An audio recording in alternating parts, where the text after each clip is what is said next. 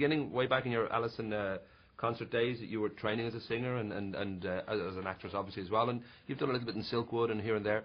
I don't know whether you were in any way nervous about the old breaking into song thing, because get it right and it's wonderful, get it wrong and you look like a major fool.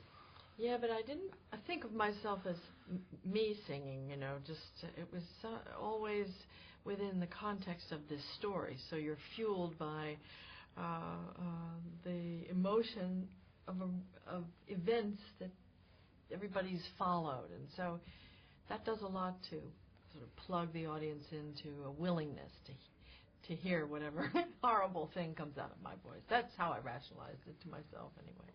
And you have acted before, so I'm wondering whether there's a sort of a thing you look for. Is it just like satisfying a different part of like what you can do, or whether it's the fact that you like the musical, or whether No, I had a very special feeling about this musical because I had seen it. We'd moved our whole family into New York on September 9th, 2001, and had the kids in school. It was the second day of their school that the World Trade Center was attacked. It was a very emotional time for them. They were 10, 15, and it was awful. I mean, there were kids. There were 7 parents in my child's school who were lost, and everybody was very low. And I was thinking, what am I going to do for this 10-year-old's birthday? And I saw this ad in the New York Times that said, Mamma Mia, new British musical, buoyant fun. And I thought, okay, we're there. Trooped these 10-years-olds in. They sat in their seats.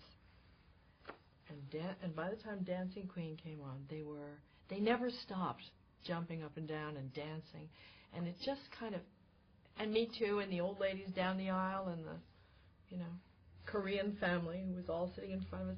Everybody by the end, and I thought, anything that can do this has an incredible power. And I wrote the cast a thank you note, thank you for the music, and because it really did, it transformed something. It just sort of lifted, and I'm not the only one. Everybody in the city looked at Mamma Mia as a tonic, and later I found out that Phillida said, we were thinking we shouldn't open then. It was wildly inappropriate for us to bring in this frolic, and I said, oh my God, this was medicine, good medicine. And I'm guessing then, because your kids must be delighted that you're in this, because you brought them up not really being a good mom. You decided not to really let them be aware of your work in a big way. And I think the first time they really kind of registered you was when you did a cameo in The Simpsons, and they thought, okay, Mom, you're cool in some way. Right. But this notion that you've always sort of sheltered them from that kind of side of life. I mean, obviously that's very important to you, because I'm glad to say I don't know what your kids look like. I don't know what your husband Dan looks like, and you've been around a long time. I would have thought at this stage I probably would have saw them in some photograph somewhere.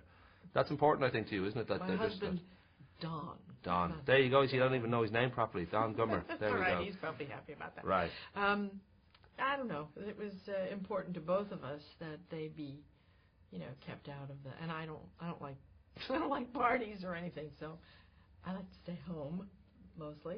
And it wasn't a really big, hard decision to keep them out.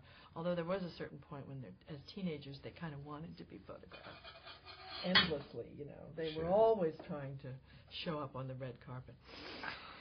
But, no, I think, look, this business is great in a weird way for working mothers. I've been with my kids more than anybody, my friends who are lawyers or in business or selling real estate, I'm employed for 5 or 6 months and unemployed for 5 or 6 months, and they never know when I'm going to be home, all the time. So it's been good.